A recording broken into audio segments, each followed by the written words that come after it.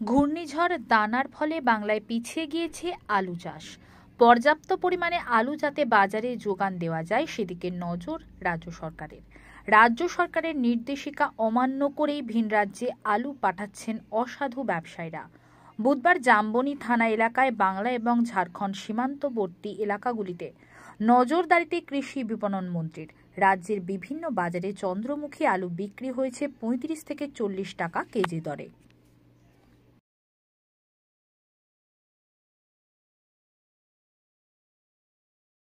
ঝাড়খণ্ড হয়ে উড়িষ্যার দিকে আলুর গাড়ি যাচ্ছে এরকম খবর ছিল।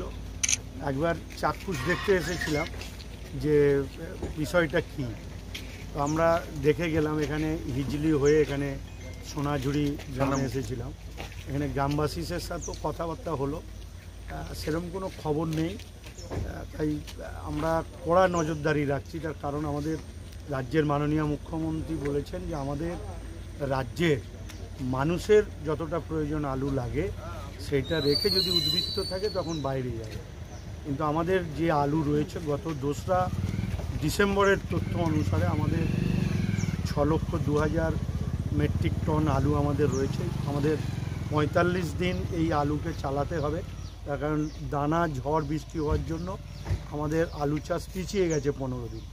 নতুন যে আলু ডিসেম্বর মাসের 25 তারিখে পাওয়া যেত সেটা জানুয়ারির 10 থেকে 15 তারিখের মধ্যে পাওয়া যাবে আশা করছি। তাই এই আলু আমাদের আর যা আছে তাতে সাফিসিয়েন্ট।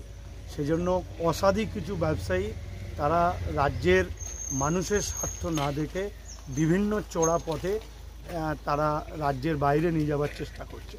আমাদের প্রশাসন কড়া নজরদারির মধ্যে রাখা হয়েছে যাতে এই পথে কেউ আলু বাইরে না যেতে পারে।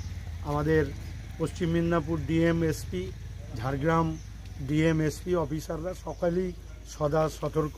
আমিও কালকে রাত থেকে ঘুরছি এবং বর্ডারগুলো দেখে গেলাম।